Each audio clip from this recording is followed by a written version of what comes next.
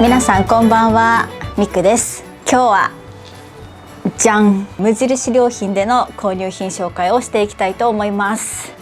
皆さん無印良品週間というのはご存知でしょうか。無印良品で定期的に開催されているイベントらしいんですけど、私ね一応無印良品メンバーなんですけど、一回も無印良品週間の時にお買い物したことがなくって、私のね推し YouTuber さんの瀬戸康史さんっていう方がいらっしゃるんですけど、その方が無印良品週間の購入品紹介動画を出していて、私もね結構 Vlog やってきて無印良品の、特に食品でおすすめのものがいくつかあるけど、それをねまとめて紹介したことがないなと思いまして、今回この無印良品週間というイベントにかこつけて購入品紹介をしてみようかなと思います。現在無印良品週間は開催中で、10月24日から11月3日まで無印良品メンバーの人は全品 10% オフクーポンがね発行されていて、明日から残り3日間駆け込みで無印良品週間で何かお買い物しようかなっていう方の参考になればいいなと思ってご紹介していきたいと思います。そして、Vlog の最後の方では購入してきたアイテムを実際に使った日常っていうのも少しだけ記録していきたいと思いますので、ぜひ最後までご覧いただけると嬉しいです。それでは無印良品購入品紹介スタートです。まずはこちら、1人分から作れる鍋の素スンドゥブチゲです。これはねもう本当にリアルに何回も買ってて、無印のアイテムの中で一番リピートしてるんじゃないかなって思う商品なんですけど、この中には鍋用スープ1人前が2袋入ってます。私はねお家にこのスンドゥブ用の鍋、小さな小鍋を持ってまして、これはね3COINSで買ってずっと使ってるんですけど、この1人分の小さな小鍋にちょうどベストの量で作れるんです。これがあれば。さっきのねスンドゥブ鍋にごま油とすりおろしにんにくとともに豚肉を炒めて、そして鍋の素とお水を入れて、ニラとか豆腐とか自分の好きな具材を入れて煮込めば本格的なスンドゥブチゲを食べることができます。でこれ食べ終わったら締めにご飯とか、あとはうどんを入れればもうお腹いっぱいになれますし、これからのね寒い季節簡単に本格的な韓国料理を食べたい時におすすめです。続いてのリピ買いはこちら、手作りキットパッタイタイの甘辛炒め麺です。これもすっごく美味しくておすすめ。以前ねタイ旅行に行ってからもうパッタイにねハマってしまった時期があって、その時にお家で手軽に美味しいパッタイ作れないかなと思って、いろんなところでこういうキットね探して作って食べたりしたんですけど、この無印の手作りキットのパッタイがもう私的にナンバーワンです。本当に美味しい。これねむきエビと卵とニラさえあれば簡単に作れるので、ちょっとお昼ご飯とかにタイ料理食べたいなって思う時によく作ってます。あと食べ物系のリピ買いでいくと、こちらスルメシート、私これ大好き。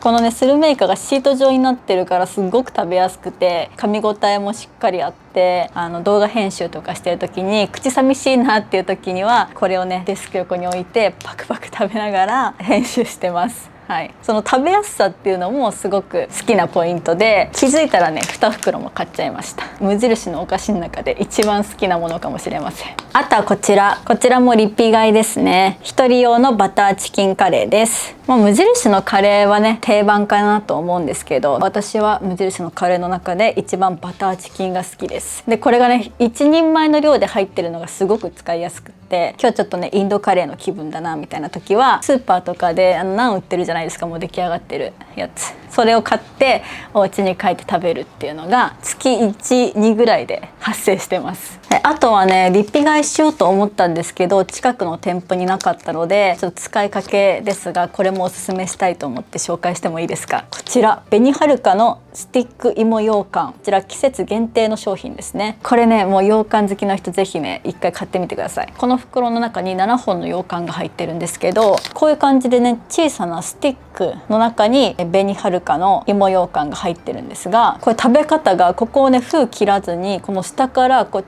チューって押し出して、この袋を破って出てきた羊羹をこういう感じで袋のままね手を汚さず食べれるっていう、そういう羊羹なんですけど、味もすごく美味しいんだけど何よりも手軽さが最高。これをバッグに忍ばせといて、移動の合間とかでちょっと小腹を満たしたいなっていう時にこのスティック芋羊羹をカバンからさっと出してギュッと押し出してパクパクパクって手を汚さずにおやつ休憩できるっていう、そこがすっごくお気に入りです。であとリピ買い、こちらオクラ入りネバネバ野菜のスープです。これもね無印の中では結構人気で有名な商品かなと思うんですけど、オクラとモロヘイヤが入ったスープ本当に美味しいですよね。お家でストック1個あるだけでなんかちょっとスープ足したいなっていう時にもうさっと作れて、しかも美味しい。中に生姜と柚子が入ってるのが最高。これからの冬の時期にやっぱ生姜入りのスープ求めちゃいますよねっていうことで、こちらも買い足しました。あとここから先の食品は今回の無印良品週間で気になって試してみたいなと思う商品です。まずはこちら塩バターキャラメルラテ買ってみました。これが季節限定の商品なんですけど、カップにティースプーン5杯分この粉末を入れてお湯を注ぐだけ、お家で味わうカフェメニューですね。その期間限定の塩バターキャラメルっていうのを見つけたので、これ絶対美味しいじゃんと思って買いました。あともう一つ、こちらも季節限定商品のジンジャーブレッドラテ買いました。ジンジャーブレッドラテすごく好きで、ホリデーシーズンになるといろんなカフェのメニューに出てくるんですが、それをねお家でも作りたいなと思っていた矢先、この粉末状のジンジャーブレッドラテを無印で見つけたので買いだと思って買いました。これそのままねお湯とか水に溶かして飲むのもいいけど、上にねたっぷりホイップクリームかけてシナモンパウダーとキャラメルソースかけて、そしてジンジャーブレッドクッキーちょっと乗せてスペシャルドリンクにしたらよりねおうち時間が楽しくなるんじゃないかと思って、そういうアレンジも聞かせたいなと思ったので買ってみました。あとはこちらリンゴとシナモンのポップコーンも買いました。これは冒頭にもお話しした私の好きな YouTuber の瀬戸康史さんが無印良品週間の購入品紹介で紹介したもので美味しそうと思って、これが食べたいなと思ったからそれにかこつけていろんなものを買ってきたと言っても過言ではありません。無印にいろんなポップコーンあるんだけど、このリンゴとシナモンのポップコーンってめっちゃ美味しそうじゃないですか。もう味の想像ができる。ちょっとディズニーランドにありそうなこのフレーバーのポップコーンが美味しそうだなと思って買ってみました。あと次はこちらスイートポテトケーキ買いました。これも季節限定の商品です。これめっちゃ美味しそうですよね。さつまいもペーストを練り込んだ生地に蜜漬けのさつまいもの角切りを乗せて焼き上げましたっていうことで、秋らしいこのスイートポテトケーキ、これはね塩バターキャラメルラテに合いそうだなと思って買ってみました。次は麺にかける明太子と生クリームのスープです。これもすっごく使いやすそうだし美味しそうだなと思って、お家にねある冷凍うどんを茹でてその上にこのスープを温めてかけるだけで、これ1個ストックしておくだけで突然うどん食べたくなった夜とかに使えるかなと思って買ってみました。次はこちら、これも1人前シリーズの素材の旨味引き立つパスタソースボロネーゼです。ボロネーゼのソースですね。これもすごく美味しそう。あとはこちら和えるだけのパスタソースひき割り納豆とだし醤油、これもね瀬戸康史さんが紹介しててすごく美味しそうだなと思って買ってみたものです。こういう和風の納豆パスタの素ってすっごく美味しいですよね。お昼とかに食べたくなっちゃう。このひき割り納豆のトッピングの上に追い納豆してもう納豆まみれのパスタにして食べるのが大好きだから、そういう風にしてお昼ご飯に食べたいなと思います。あとこちら、これも気になったので買ってみたものです。盛岡温麺ユッケジャンスープ、1人前×2袋ですね。中に麺とユッケジャンスープが入ってます。これすっごい重い。なんかこう冬になるとこういうちょっと辛くてあったかい麺類みたいなすっごい食べたくなりませんか？ここから冬に向けて絶対これ活躍するなと思って買いました。あとはこちら簡単調理かす漬け焼きの素、豚ロース肉用意すれば作れるみたいですね。こういう簡単におかず一品作れる素系は本当にね1人分のご飯作る時の救世主ですよね。あとこちら素材を生かしたスープかぼちゃのポタージュも買ってみました。これレンジでね簡単に温められるスープみたいです。秋なのでかぼちゃのスープが飲みたいなと思って買ってみました。はい、ここから先は生活雑貨系ですね。生活雑貨の私のリピ買いはこちら湯たんぽです。容量 1.2 リットルの中サイズの湯たんぽ、こちらケースとあとは湯たんぽのカバーですね、ピンクのものを買いました。これはね冬の時期に私の生活に欠かせないアイテムなんですけど、この無印の湯たんぽも結婚する前ぐらいから愛用してて、アトリエにももちろん置いてはいたんですけど、この前ね彼と住んでる方の家の方に持って行ってしまって、このお家に湯たんぽがない。そして最近ぐっと冷え込んできたので、そろそろ湯たんぽが必要だなと思って買ってきました。これがね大中小でサイズがあるんですけど、私はいつも中サイズを使っています。私のおすすめの使い方は、ただね湯たんぽをこのケースに入れて温まるだけじゃなくって、こういうねドライのラベンダー、お花屋さんとかおしゃれな雑貨屋さんとかに売ってると思うんですけど、こういうツルスタイプのドライのラベンダーの部分をねこうチョキチョキって少し切って、それをこういうスーパーに売っているお茶パック、その中にラベンダー入れて、でこれも無印なんだけど、エッセンシャルオイル、これはイランの香りかな、これをお茶パックに入れたこのドライのラベンダーに1滴で本当に十分なんですけど、1滴垂らして、でそのラベンダーを入れたお茶パックを湯たんぽと一緒にこのケースの中に入れてこう仕込まして、でそれで湯たんぽをお布団に持ってってお布団かけて寝るとあったかいし、布団の中からこうじわっとラベンダーとイランの香りがこう布団の隙間から漏れ出てきて、すっ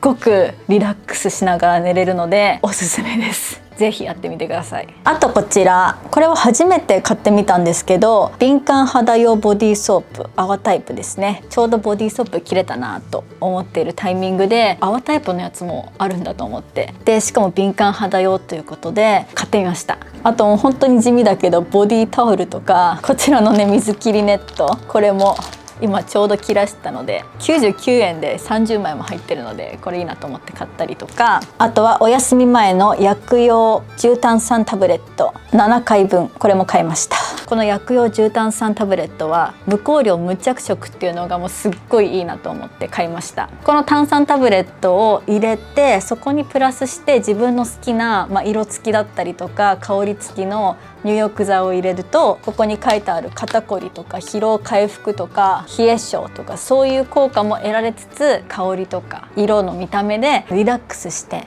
お風呂に浸かることができるので、こちら買ってみました。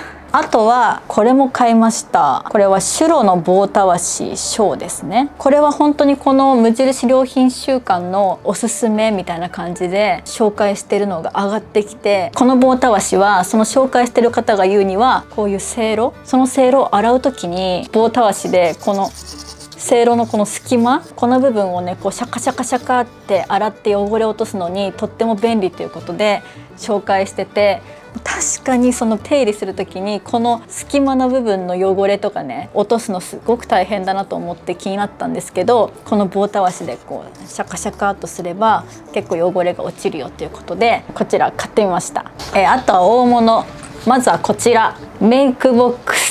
なんかこうメイクさんとかがね持ち歩いてそうな大きなメイクボックス、ナイロン生地のものを購入したんですけど、ほんと中はねこういう感じで奥行きもしっかりあってマッチもあり、蓋の部分のところにブラシをね刺して、そのブラシが落ちないように蓋がついてたりとか、あとはこの奥の方にもポケットが2個ぐらいあります。これはねメイク用品を入れるために買ったわけじゃないんです。これはですねここから始まる私のクリスマスリース作り、そのクリスマスリースを作るためのグルーガンっていう機械があるんですけど、そのグルーガンを入れるためのボックスとして買いました。グルーガン本体をこの中に入れて、あとはスティックのろうそくをたくさんこの中に入れて、で来週からのリース作りはこれを持ってねこういう感じで現場に向かうという、個人的にねそういう入れ物が欲しかったということで購入したものです。あとはこれから寒くなってくるからヒーターをね買いました。まずはこちら、これはね彼の買い物です。パーソナルホットマットブラウン、これ開封していいって言われたから開封しちゃうんですけど、あれですね、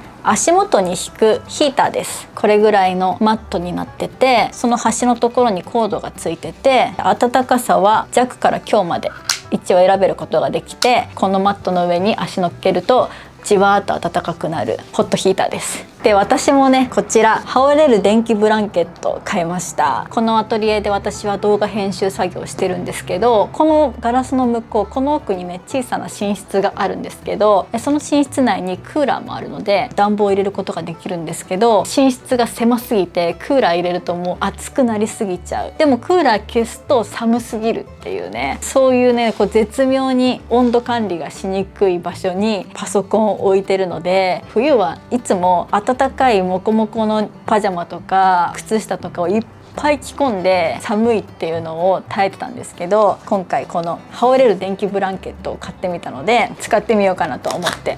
結構大きい付属品で、コンセントとスイッチですね。温度がさっきマットは弱と強しか選べなかったけど、これは中真ん中の温度も選べることができて、このぐらい大きなブランケットで、これが羽織れるということなので、ちゃんとブランケットの端っこにポッチがついてて、こういう感じでボタンを閉めればポンチョみたいな感じで、この辺にこう電気でねあったかい熱が伝わっていって、ほっかほかで作業できるという、そんなブランケットですね。でもちろん羽織らなくてもそのままね膝にかけて使うこともできるし、ちょっとした昼寝にも使えそうなぐらい大きめのブランケットです。洗えるっぽいですね。ちゃんと手洗い、洗濯機でも洗える。ここからねどんどん寒くなってくると思うので、この電気毛布使って動画編集頑張りたいと思います。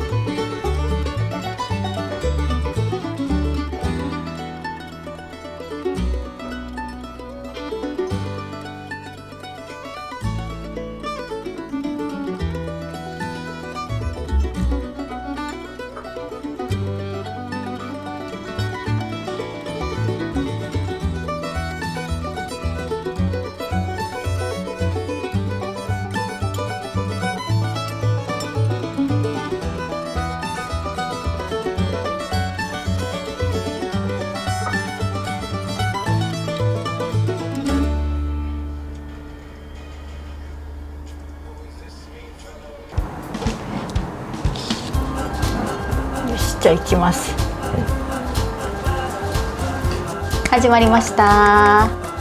最近土曜ラジオ第44回、今週もどうぞよろしくお願いします。よろしくお願いします。はい、このラジオは私がこのお家にアトリエを持って、そして私たち夫婦が半別居生活になったということで、私たち夫婦の今をお届けする、そんなラジオになっています。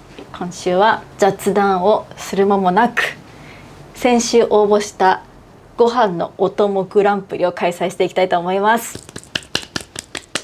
イエーイ。先週皆さんからご飯に合うお供をコメント欄にて大募集しました。たくさん来たね。めちゃめちゃいただきまして、はい、今回はかぶりなしで合計約200件。かぶりなしで200件、はい、200件のおすすめが来たってこと？そうです。すごっ。で今回全国各地のご飯のお供をご紹介いただきまして、まんべんなくね、はいはい、39都道府県からエントリーされました。はい、すごい、ありがとうございます。たくさんのおすすめのコメント。さすがグランプリ開催してもう何回か経ってますが、なんかこう皆さんで多分いつ来るかってさ考えてたんだろうね。ご飯のお供来る時これをドーンって出そうみたいな。でそれで、今回も彼が資料を作ってくださいまして、こんなに来てたんだね。すごい。全国の北海道から沖縄まで。やっぱりね、いわゆる米どころと言われるようなところ、北海道ももちろんそうだし、あとやっぱり東北、ちょっとさすがの新潟県、はい、めちゃめちゃたくさんエントリーいただきました。なので今日はご飯のお供グランプリを、この最近土曜ラジオで行っていきたいと思います。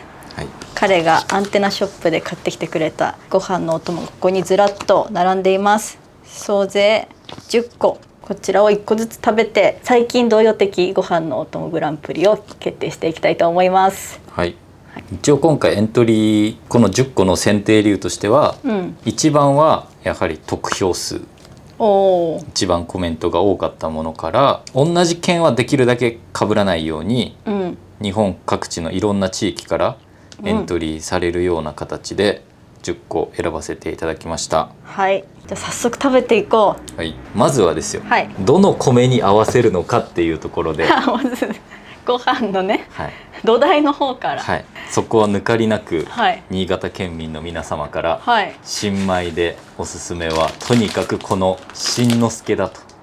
新之助、はい、普通のお米よりも大粒で、初めて聞いたけどね、新之助。そう、なんかみんなこれがうまいって。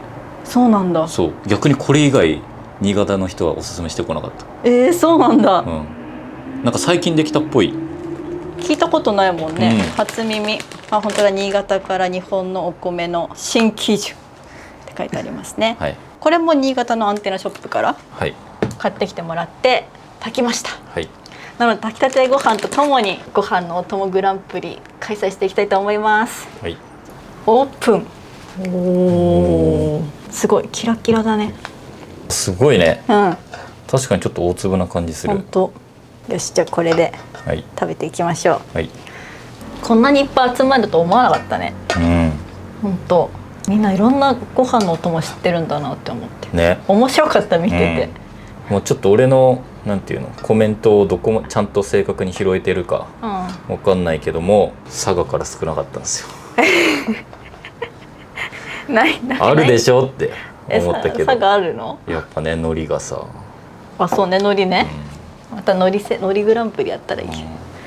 すごい、マジでうまそう。美味しそう。こちらが新潟の新之助のお米です。はい、はい、一番最初にエントリーされたのはエントリーナンバー1番、北海道佐藤水産の鮭ルイベ漬けです。はい、これは私でさえもコメント見てる時に、この鮭ルイベ漬けめっちゃコメントくるなって思った。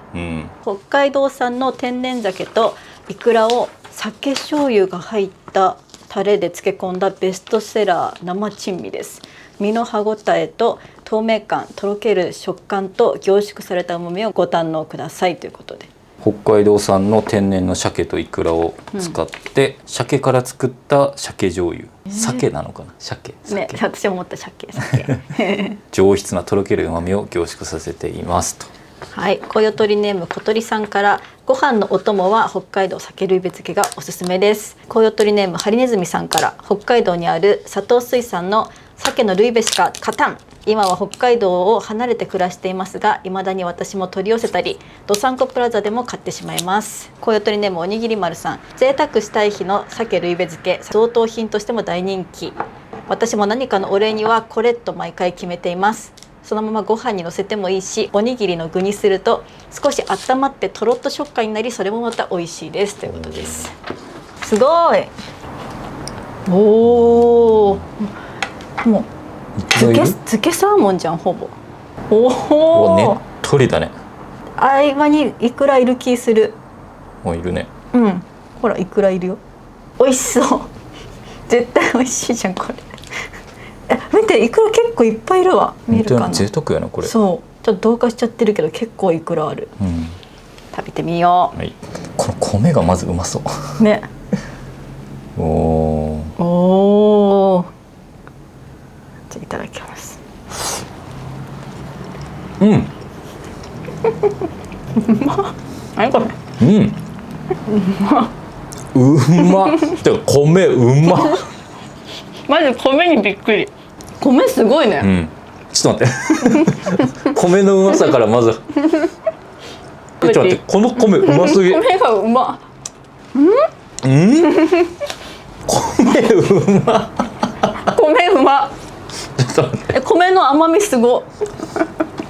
はい、ちょっと一旦米は置いといて。だからもう一回、はい、ちょっと米にびっくりだったから今ね。結構味はしっかりついてるので。ルイベ漬けね、うん、ちょっとでいいよね。何これ贅沢。めちゃめちゃねっとりしてる。うまっ。うまっ。うまっ。ね、米もうまい。米もうまうまい。もうこれはさ、年末年始とかにさ食べたいよね。お正月の気分に一気になった。なったよね。お正月の朝とかにさ、うわ、いいね。いいよね。お雑煮とかと一緒にさ、食べるのに最高。これさ、このままでも美味しいかも。なんかお酒のつまみになっちゃいそう。うわ、うまっ。何これ止まんないんだけど。うわ、今日俺ら何杯米食うやろ。味濃い。このねっとり食感と結構大きくざく切りされた鮭がすごい美味しくて、そこにいくら醤油漬けの塩味が混ざって、本当におめでたご飯のお供って感じ。うまいね。ね、これはうまい。マジうまいわ。やばい、半分ぐらいどうもなくなる。うまい。うまい。との取り合い。うますぎ。なんか食べてくる。いいよいいよ。いいの？ちなみにこのルイベっていうのが、お刺身用に凍らせた生鮭をルイベと呼びます。ルイベとはアイヌ語でルっていうのが溶ける、イベっていうのが食べ物、だから溶ける食べ物なのかな。一回凍らせてるからこのねっとり感があるのかな。確かに。いや、今回ね、北海道からもめちゃめちゃエントリーあったよ。その中でやっぱ圧倒的なコメント数、あとやっぱコメントにさらにいいねがいっぱいついてるみたいな。だから北海道道民としてはやっぱさ、やっぱルイベ漬けだよねっていう。これ皆さん今後これからね、年末年始、ほら美味しいものいっぱい買い込んでさ、やるじゃん。その中に一品絶対入れてください。とんでもってこのご飯がうまい。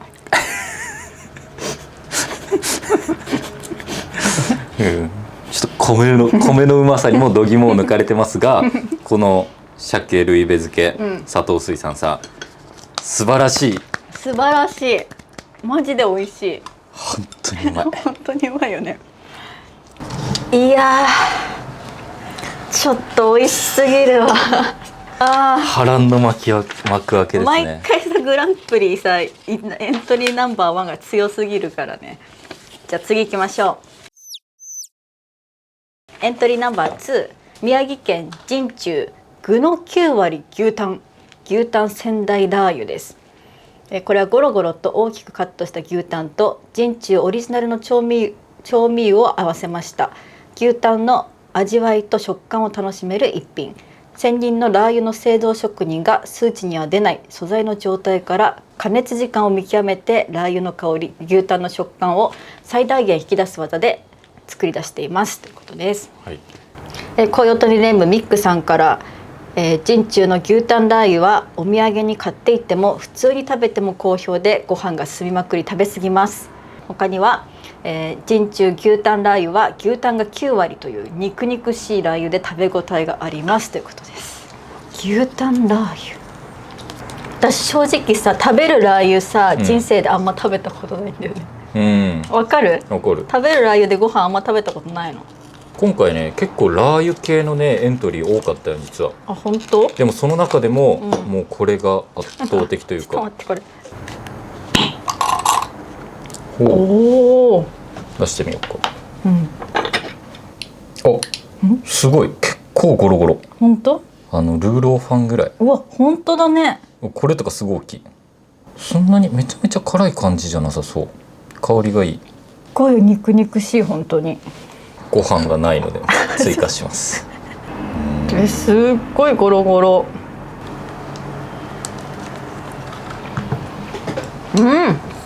美味しい。これやばいよ。嘘。さっきとは全然違うわ。牛タンじゃん。うわ、うまっ。思ったより牛タン食ってる感じがする。そんなに辛い感じではない。全然辛いの苦手な人もいけると思う。これさ、もうおかずいんないかもってレベルになっちゃうかも。ご飯とこれとお味噌汁さえあれば。そうね。もう一食食べた気持ちになる。あ、うまい。うまっ。肉がホロホロで味がしっかりついてて、ラー油が辛すぎなくて、食べやすい。そう、すごい食べやすいし、後引く美味しさ。そして米がうまい。ご飯の音もグランプリグランプリ取っちゃいそうな勢いじゃんこの米が。美味しい美味しい。確かにご飯のお供っていう意味合いではこれすごいので。確かにね。これあれやね、夏場とかにもいいね。この食欲がかきたてられる感じ。美味しい。うまい。やばい、ちょっと味見程度で食べたいのになんか本気で食べしちゃう。俺も2杯目なくなる。これはね、幅広い世代食べれるね。いや、これはご飯のお供ですわ。美味しい。うまっ。ちゃんとさ、ゴロゴロしてんのがいいね。チャーハンとかでかけたらうまいやろね。うわ、何それ、やばいね。チャーハンかけたら絶対うまいって。これ一瓶が瞬く間に消えていきます。ほんとそうだね。だってもうこれ一瓶もう3分の1ぐらい食べちゃって今。コウヨトリネーム茶葉さん、はい、新社会人で自炊するパワーを失っていた頃、お米だけ炊いて昼も夜もこれ食べてました。ティースプーン1杯でお茶碗2杯はいけちゃう勢いです。いや、でも社会人これ買ってもう冷蔵庫入れといたら、もうおかず用意しなくていいよ。それぐらいの満足度がある。これ確かにちょっと牛タンよりご飯進むわ。わかるわかるかも。味付けが絶妙です。ありがとうございます。素晴らしい。では次、エントリーナンバー3番、新潟県新潟産高北海の花サーモン塩辛。アトランティックサーモンの脂が乗ったハラスのみを使用し、国産米の麹、イクラとともに大切に調味し熟成。サーモンのハラスは皮に近い部分には適度な歯ごたえがあり、柔らかな部分と食感の違いをお楽しみいただけます。とろける旨味と麹の風味をご堪能くださいということです。コヨトリネームナッパさんから、有名かもしれませんが北海の花のサーモン塩辛です。みんな有名かもしれませんがっていう枕言葉が入ってるね。あとは、コヨトリネームネコスハイさん、食べ過ぎて一時期私の体はこの商品で成り立っていたぐらい美味しいご飯のお供です。アンゴンさんからは、お酒のおつまみにもなります。ああ、塩辛だしね。はい、私塩辛初かも人生。そんな？でもね、俺もね、正直塩辛はね、普段の生活の中ではほぼ食べることない。でもね、俺今回この買ってきた中で、結構楽しみだった。あ、これ？そう、なんか見るからに美味しそう。いや、確かに開けてみてください。おお。塩辛ってさ、なんかイカのイメージ？そうね。サーモンの塩辛とかあるんだね。これはまた贅沢やね。これいくらも入ってない？入ってるね。ちょっとでハラスがすごい大ぶりで入ってる。この赤い点々は何だろう。辛いやつじゃないな。あ、辛みね。じゃあ私はもうご飯がないのでちょっとあなたまたご飯かこのペースで一品一碗ペースで10杯食べることになる。米がうまい。米がうまいな。じゃあいただきます。待って、塩辛って麹の匂い。うまっ。うまっ。うまっ。これうまっ。ちょっとさ、かす漬けみたいなさ、わかる？甘みと塩味っていうかさ、うまっ。めっちゃ好き。本当に臭みは全然ない。名脇役の国産塩いくらが入ってるそうです。白米にバッチリ合う塩加減で無限にご飯が食べられます。確かにもうちょっとさ臭みを感じるのかなとか思った。全然違うよね。すごいちゃんと油も乗ってて美味しいし、この確かに言われるように塩味がちょうどいい。しょっぱすぎないし、本当にご飯に合うぐらいの適度なしょっぱさ。みんなこんな美味しいもの食べてんだね、日常で。ね。本当ね。でもこれはちょっと贅沢なやつなんじゃない？あ、本当？うまっ。いや、俺ご飯10杯食べれるかな。うまっ。いや難しい今回。あ、そっか順位か。ちょっと待って。そっか、ちゃんと順位考えながらやんないといけないか。今ちゃんとご飯のお供としてっていう観点からでも私今考えてるから。じゃあちょっとサーモン塩辛、想像以上の美味しさ。うまい。ちょうどいい。あ、塩辛特有の生臭さもなく、いくらも入っていて夢のような食べ物です。初めて食べた時あまりの美味しさにお米1合半食べました。コヨトリネームガーリックトマトさん。わかる？これちょっと危険やね。ちびちび食べようと思ったら一瞬でなくなるわ。確かにこのね塩いくらがすごい効いてる。わかる。プチって弾けるよね。いただきました。大丈夫？お腹破裂しちゃうんじゃないの？後半戦はもうそれだけで食べるとかなしだからね。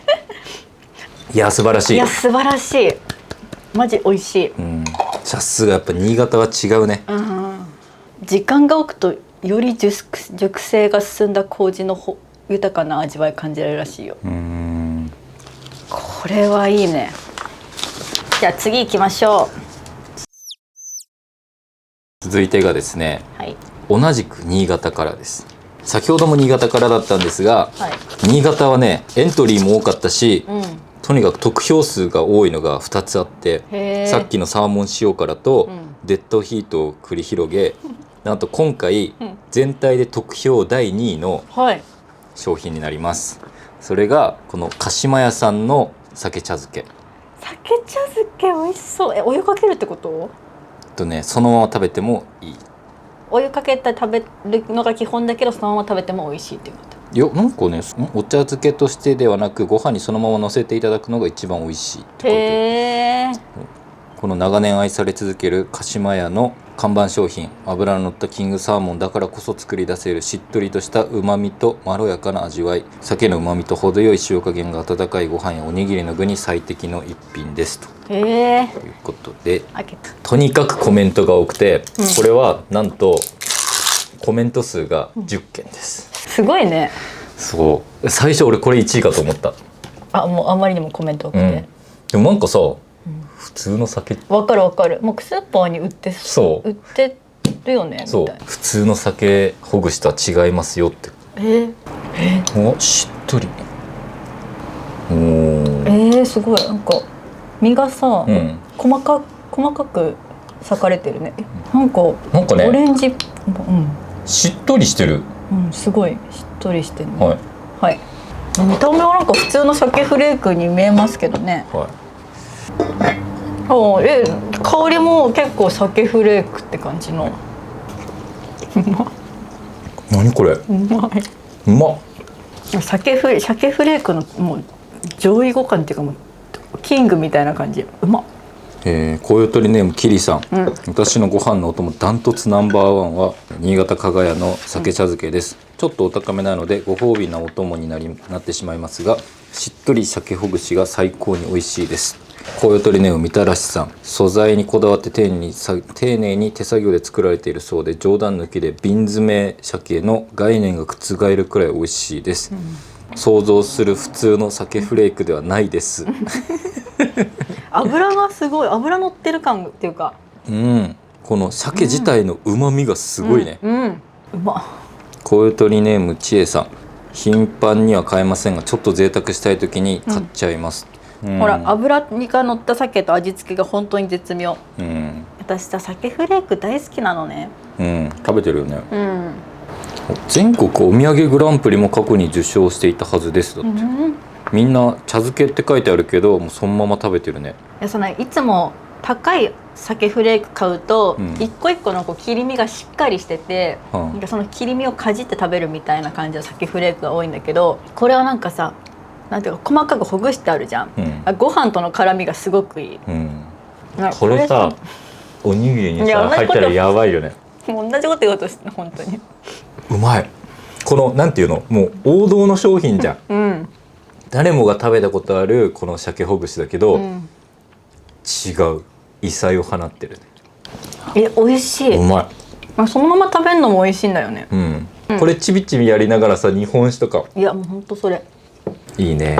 これちょっと言いたい。ごめん、ちょっと今日なんもないからちょっとおにぎりでいいってお昼ご飯とかにさ、いきなりこれ出てきたらさ、結婚しようってなるよね確かにこれを冷蔵庫入れとけば、結構だってこれさ、ほらなんかお酒飲んだ後とかもさ、これお茶漬けにしてもいいわけでしょ、だからさ、初めてさ彼氏にお弁当作る時さ、これ仕込ませてほしいびっくりすると思う。特にあなたわかるでしょ、この、鮭フレーク大好きだからこれは普通の鮭フレークに戻れないよ、困る。このさ、なんか、さっきからさ、塩味がちょうどいいんだよね。いや、ほんとそうなのよ。いや、そう、油がね、乗ってるのがすごいわかるの、コーティングされてんの、なんか自然な鮭の油がうまい。どうしよう、でもやばいよ。よし、じゃあ次何、まだ10個あんだよね。駆け足でいかない。いや、すごい。いや、これほんとすごい。マジですごいな。一回これでおにぎり作ろう。絶対美味しいからこれ。さあ次いきます。エントリーナンバー5番、京都お茶の子さいさい京ラー油ふりかけ。またラー油。やっぱね、なんかラー油すごい人気なんだよね。京ラー油ふりかけ。満を持して京都からですね。香ばしく焙煎したごまから京ラー油の旨味と九条ネギの甘みがあふれ出すピリ辛で濃厚な味わいのふりかけです。素揚げにして甘みを引き出した九条ネギもゴロゴロ入った京ラー油ふりかけはご飯のおかわりが止まらなくなる美味しさです、ということです。こちらコウヨトリネームミーンさん、シンプルですがめちゃめちゃご飯が進んでしまうのでぜひ。香りがいい。メイコさん、辛さとともにふりかけらしい旨味や香りもあり熱々ご飯によく合います。抹茶さんからは白米にふりかけさらに生卵を落としても美味しいさ。いいね。なんかもう七味唐辛子みたいな。ネギって書いてあったね。ネギ入ってるね。ほら、これじゃない？ネギ。本当だ。辛いのかな。ご飯よさないんだ。3合炊いといてよかった。ね、2合だったらもう絶対間に合ってなかった。本当にお米が美味しすぎるだよまず大前提として半端ないねこれ。こういう感じ。香りもいいよね。香りもいい。ふりかけか、シンプル食べて早く。ちゃんと辛い。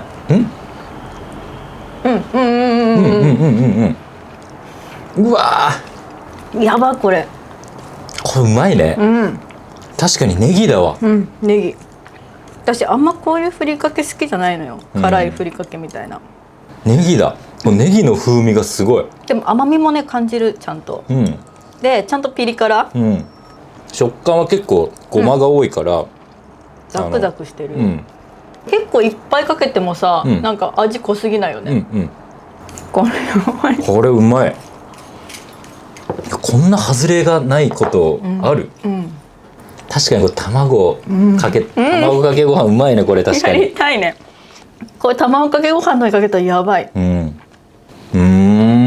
なんかさ、なんていうの、あんま京都らしくないっていうかさ、わかるよ。なんかわかるわかる。結構荒々しい、荒々しいっていうか、荒々しくない。やっぱ上品さを感じるよねやっぱ。でも京都からこのラー油のやつが出てくるとは思わなかった。だってさほら本当はさお漬物とかさ、いっぱいあるはずじゃん。自分の趣味嗜好的にあんま刺さんないだろうなと思ったけど、こんなに美味しいって思わなかった。確かにね京都もねたくさんエントリー数あったんやけど、なんだかんだこれみたいな感じだったね。いやこれやばい。これ夜中とかに食べたい。お腹空いた時にご飯ちょっとよそってこれだけで食べたい。これ美味しい。どうしよう。これで一旦エントリーナンバー5まで来ましたんで、これで折り返しなんですよ。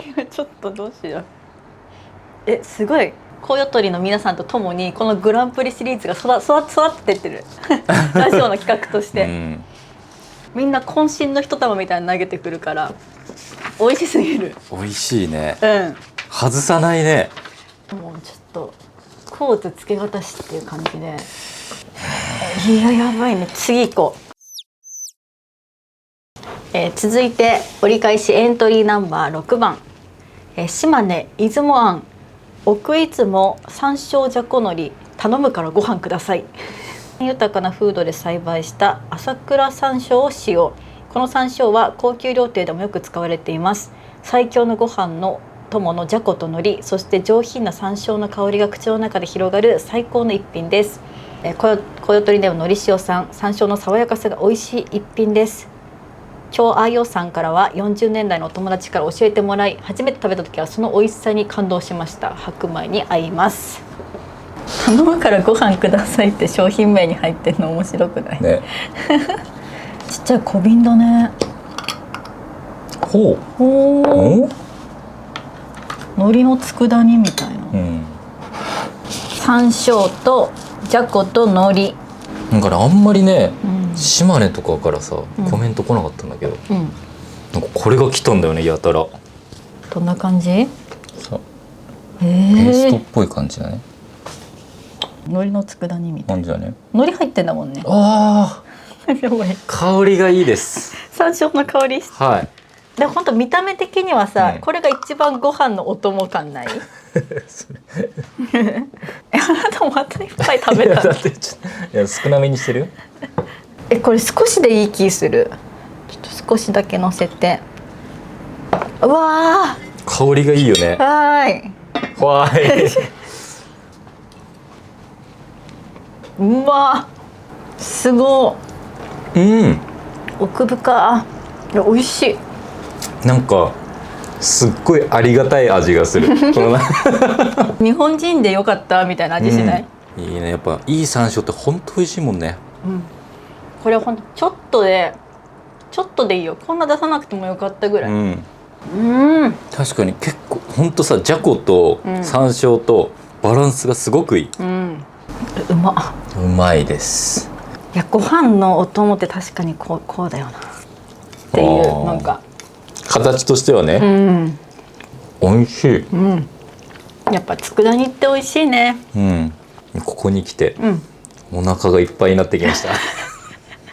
そりゃそうでしょ。また全部食べようとしてんじゃん。私は一口ぐらいで終わらす予定だったんだけど、ちょっと美味しすぎるんだよね全部。わかる？こんなに食べる予定はなかったよ。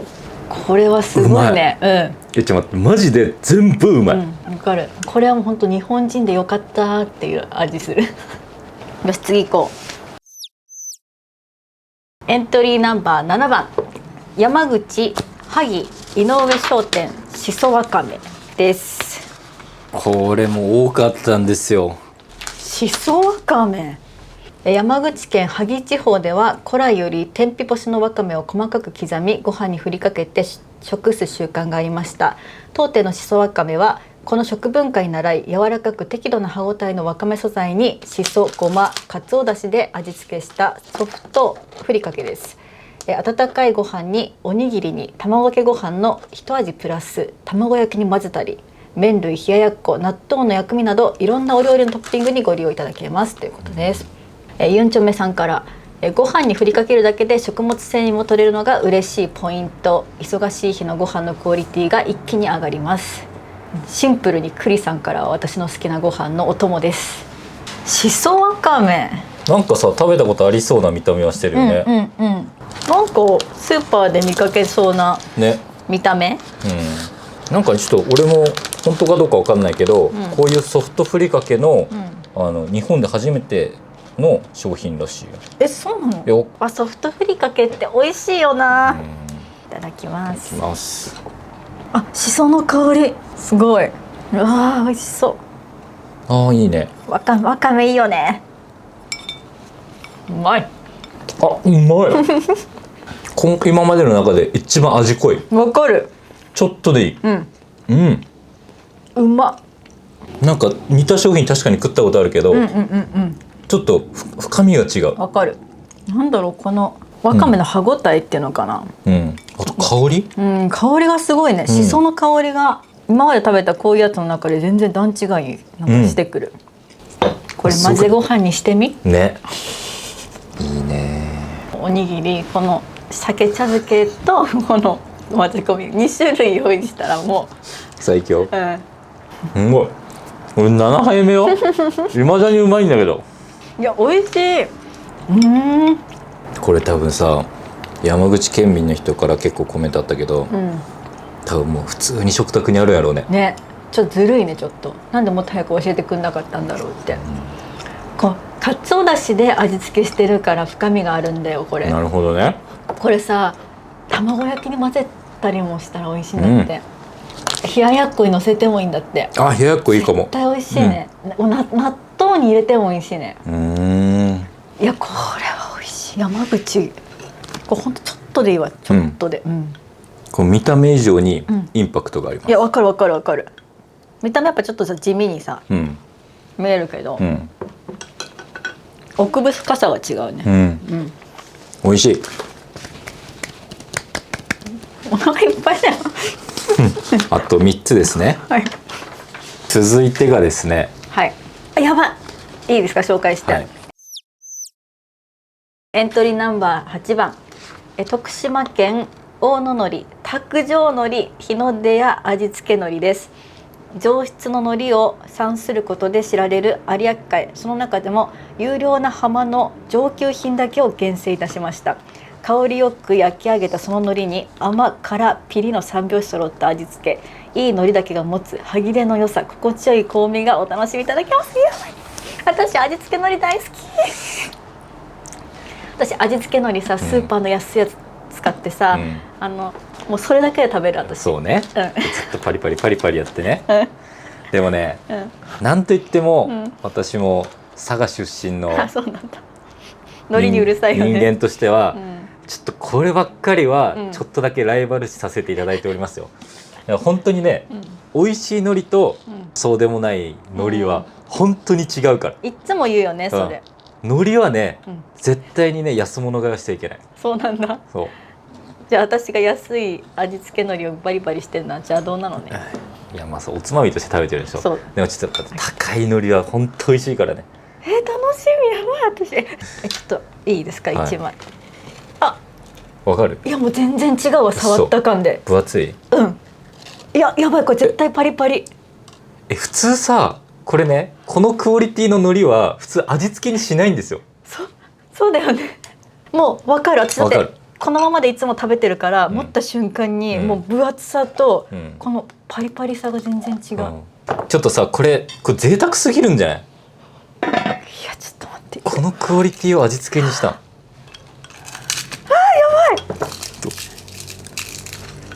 いやパリパリすぎて負けないよご飯が。いただきます。本当だ、負けない。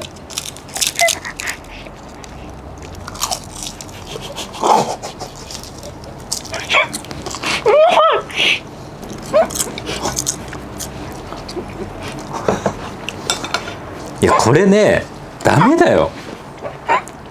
徳島の人ちょっと、ダメ、ちょっとこんなすごいもの出してきちゃこれね、木箱に入れるべきやで、こんなプラのね、卓上のりにするクオリティじゃない。う。うまい。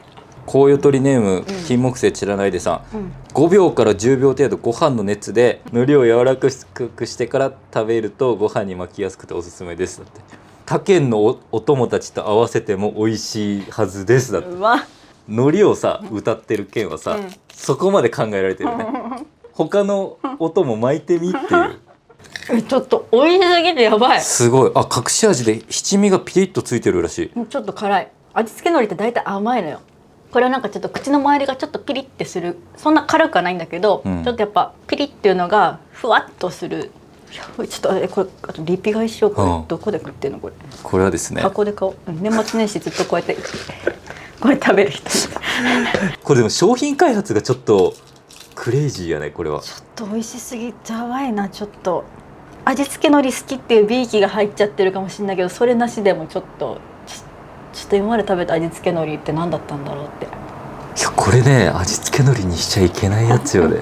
1枚でさ、切り箱に入ってるぐらいの品質のものを味付けてるってで切って卓上に乗せてプラに入れて売ってるって。やばい。変態やねこれは、ね、今ね残ってたしそわかめが一緒に口に入ったんだけど美味しかった合うわ。それともコウヨトリネーム梅吉さん、海苔の味にうるさい父が唯一リピートしているものでいつも実家に置いてあります。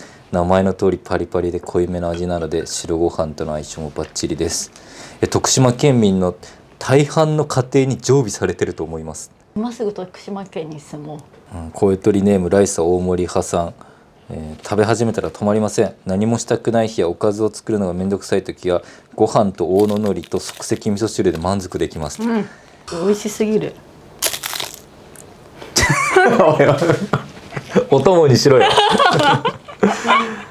いやこれはちょっとね驚きました。卓上海苔にするものじゃないですこれは、確かにこんな普通にスーパーに売ってるような見た目のやつに入れるべき味付け海苔ではない、これもう全然切り箱に入れてもらっていいぐらいの、あでもやっぱほら、有明海産の海苔ですから佐賀と徳島のフュージョンですねこれは。あ、なるほどね。はい。じゃあ佐賀県民も納得のうまさということで、ちょっと大興奮。はい次。もうエントリーナンバー9番まで来ました。あと2品ですね。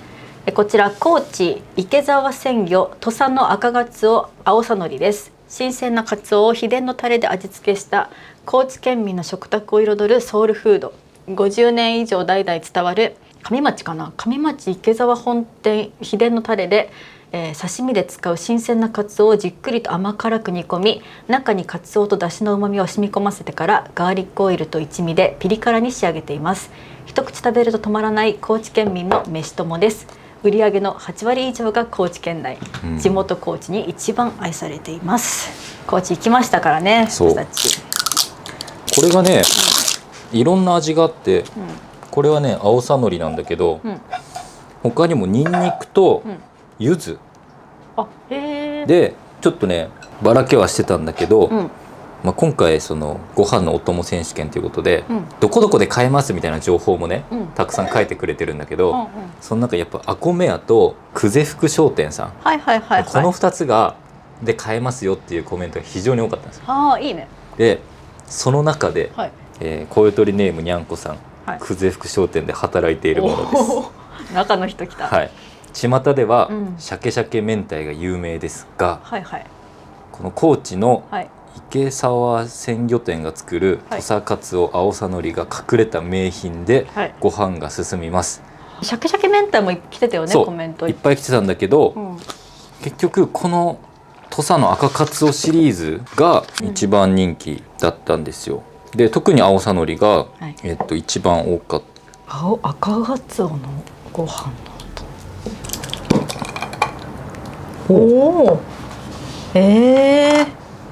想像したのと違った中身、シーチキンっぽい感じ。確かに。辛いのかな。あれ青さのりって言ってたよね。青さのり感あんまないね。オイル漬けなんだね。いただきます。はい。ちょっとシーチキンっぽい匂い。うま。うん。うん。あ、ちゃんと辛い。本当いろんな味する。あ、辛い。ちゃんと辛い。一番ラー油？この赤カツオの赤って辛いっていう意味？あ、そうかもね。あ、ちゃんと青さのり入ってる。うん。現代人の疲れにカツオで勝つ。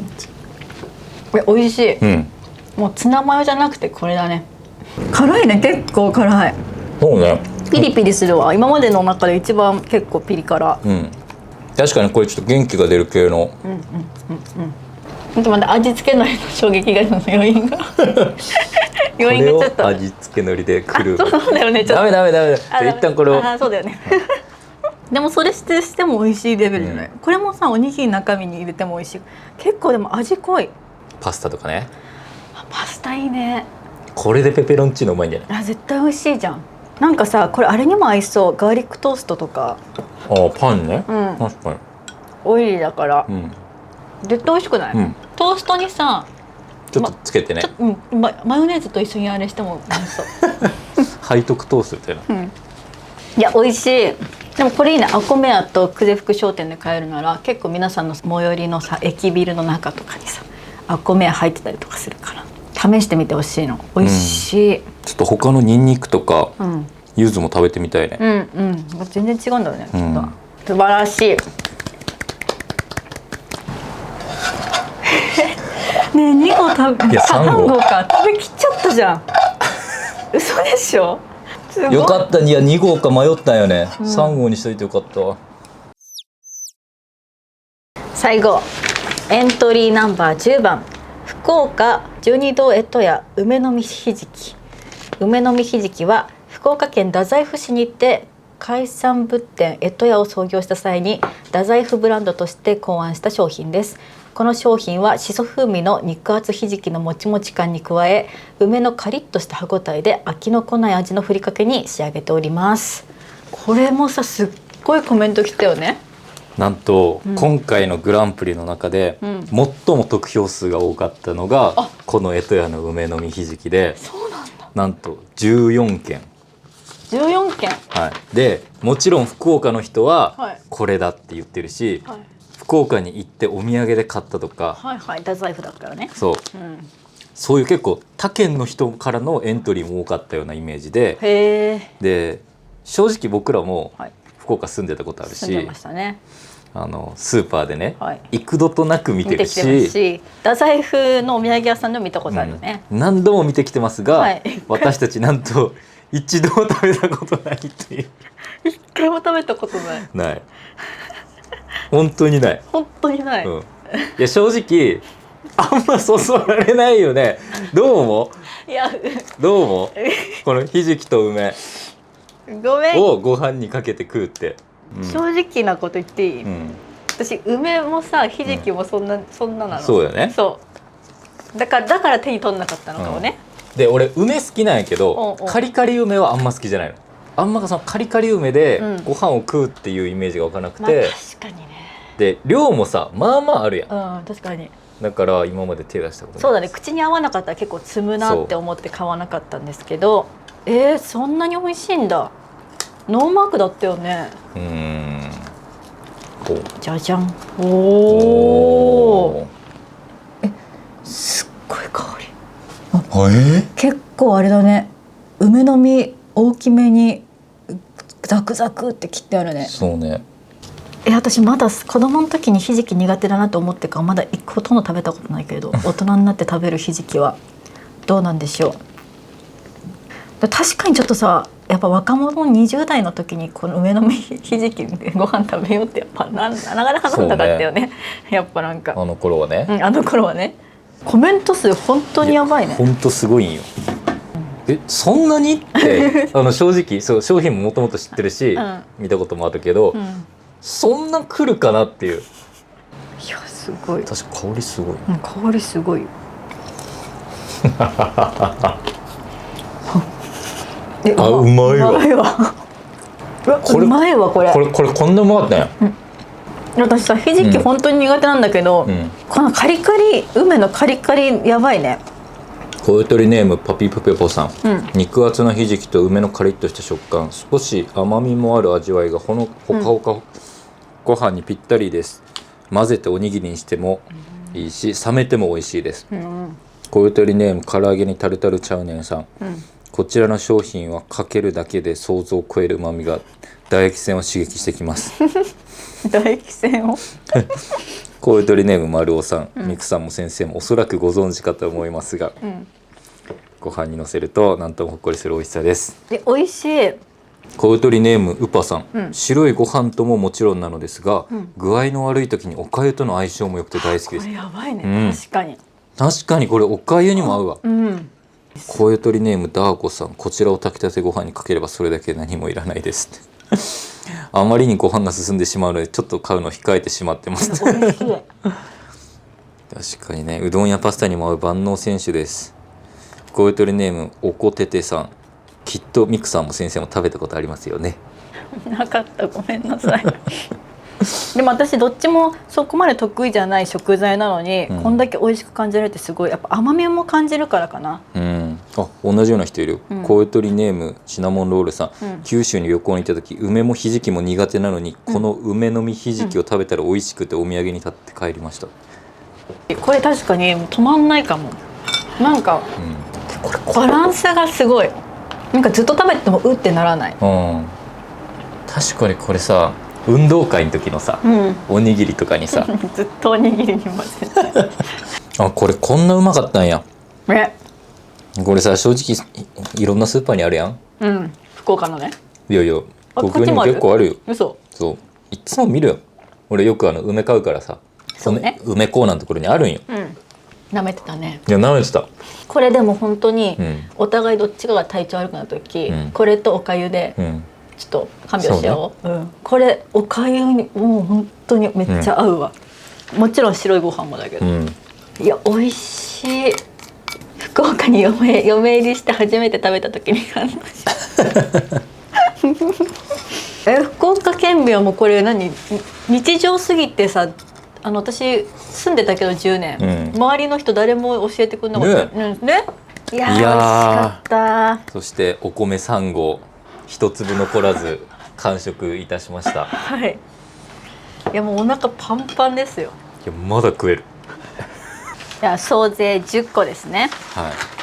おさらい忘れてるから商品名だけ。エントリーナンバー1、北海道佐藤水産の鮭ルイベ漬け。美味しかったね。エントリーナンバー2、宮城県陣中具の9割牛タン仙台ライ。これも美味しかったよね。ナンバー3、新潟県新潟3港北海の花サーモン塩辛。美味しかったね。これ美味しかったね。エントリーナンバー4、新潟鹿島屋の鮭茶漬け。美味しかったね。エントリーナンバー5、京都お茶の子さいさい京ラー油ふりかけ。いやこれめっちゃ美味しかったよね。エントリーナンバー6、島根出雲庵奥出雲山椒じゃこのり頼むからご飯ください。いやこれも美味しかったよね。エントリーナンバー7、山口萩井上商店しそわかめ。これも美味しかったエントリーナンバー8、徳島大野のり卓上のり。いやもうこれ衝撃だったわ衝撃。エントリーナンバー9、高知池沢鮮魚土佐の赤ガツオ青さのり。いやこれも美味しかった。エントリーナンバー10、福岡十二堂江戸屋梅の実ひじきということで10品食べ比べてまいりました。いやもうこうつけがたいぐらい全部美味しかったし、全部衝撃だったね。本当にこれはもう嘘偽りなく。あれ1位だけ言うんだっけ？いつも1位だけせーので言うんだっけ？これはもう本当にうちら的の1位だし、もちろん漏れてしまったものもあるから。正直価格差も結構あるからね。そうね。ただ贅沢品とかあったもんね。そうっていうのはある程度加味したり加味しなかったり、なんとなくで。私も決まってるよ。決まってるんやでも俺もあれかな。でも私も悩んだよ。3つぐらい悩んでるんだけど。せーの、宮崎三港のサーモン塩辛。わかる。味付け海苔だよね。それはそうなると思った。私も味付け海苔かサーモン塩辛か京ラー油ふりかけ。いやルイベ漬けもちょっといやそうなんよね、捨て型。梅の実ひじきも正直すごい捨てがたいんだけど、いや難しいな。まあルイビ漬けはね、日常のご飯のお供というよりかはなんかすごい今日は贅沢したいなみたいな日に食べたいような、そうなんかねそんな感じよ。わかる。ちょっとご飯のお供っていうよりはもうそれ単体でねもう仕上がっちゃってる。しっかり副菜っていう感じがするくらい豪華で、それくらいやっぱクオリティも高いし、うんうん、美味しいし、うん、でもなんかお供、まあお供なんだけど、わかるよわかる。言いたいことわかるよね。わかる。ちょっとクオリティが高すぎる。わかるわかる。サーモン塩辛ね。いやサーモン塩辛もわかるよ。でもサーモン塩辛ももうそのままそれだけでも食べれそうだよねと思っちゃったよね。いやまあ確かにね。おつまみもうあれだって、あれを小鉢に出されたらさ、もうあれも一品ぐらいの確かにね、その存在感出してくるよね。っていうので私結構このラー油のふりかけは、もうこれ一品だけだとやっぱ食べれないじゃんやっぱ、っていうのですごい美味しかったんだよな。でもそう考えると梅の実ひじきも結構同じぐらいなんだけど、選べれないんだけど、これ酒茶漬けのこれも美味しかったですね。いやそうなんよね。いやもうねマジで。でもちょっとやっちゃったいやこれは私はその味付け海苔が好きだから、味付け海苔ビーキも入ってるよ、でももうビーキを超えてきたのよ。もうっていう持った瞬間にもう私の中で勝ちを確信したっていうか、っていう。でこれがね徳島県の人たちのお家に普通にあるっていうところが味噌っていうか、これがなんか高くてたまにしか食べれない味付け海苔ですだったら、ちょっとご飯のお供としてどうなんかなと思ったら、もう食卓にいつもあるっていうところでもう嫉妬せずにはいられない。まあ確かにな、俺は正直この海苔か、サーモン塩辛で悩んで、ただまあ海苔は佐賀県民のプライドが邪魔したそうね、というか、海苔やな。いや海苔いいですかじゃあ。まあもう正直、全部うまい。もうここはもうただのもう本当好き嫌いぐらい。いやもうこれ本当にこれ全部美味しかった。本当に全部もう10点って感じの中で、まあ強いて言うならっていう感じなので選ばれなくてもこうやってコメントしたのにいいと思わないでほしい。じゃあいいですか。はい。じゃあ最近同様的ご飯のお供グランプリエントリーナンバー8、はい、徳島県大野海苔の卓上海苔です。いやこれはちょっと食べてみてほしい。ちょっといやまあ確かにね、さっき食べる時も言ったけどこのクオリティの海苔を味付けにして、それを卓上海苔にした上にこの簡易的なプラスチックの容器にさらっと入れてるところ、でそれが徳島県民の大半の家庭の食卓に平然と乗っているにもかかわらずこのうまさに驚く。いや本当にびっくりするので、ちょっと味付け海苔の概念を覆されるそんな一品。おめでとうございます。おめでとうございますというかこれちょっとご飯のお供グランプリは、第2回も開催だな。どこかでね、また来年の新米の時期なのか、何なのか分かんないけど200個も来たんだから。いや本当ね、そうもっといろいろ食べてみたいわけ、この10品の中から試してみたいものがあればこの動画の概要欄にリンク貼っておくので、そこからぜひ買ってみてください。東京に住んでる方は有楽町のアンテナショップなどで手に入ったりするので、ほぼといけるし、あとは結構Amazonとかにもあったりします。あとこれをもう忘れず、これをちょっともうちょっと正直 MVP ですね。この新潟の新之助のお米、これがもう美味しすぎた。もうこの一瞬で2人でサンゴ食べちゃいました。ちょっと感動したので、このご飯お米とともにぜひ食べてみてほしいです。いや本当皆さんたくさんのコメントありがとうございました。すっごい楽しかったね。楽しかったです。では、ご飯のお供グランプリこれにて、閉幕です。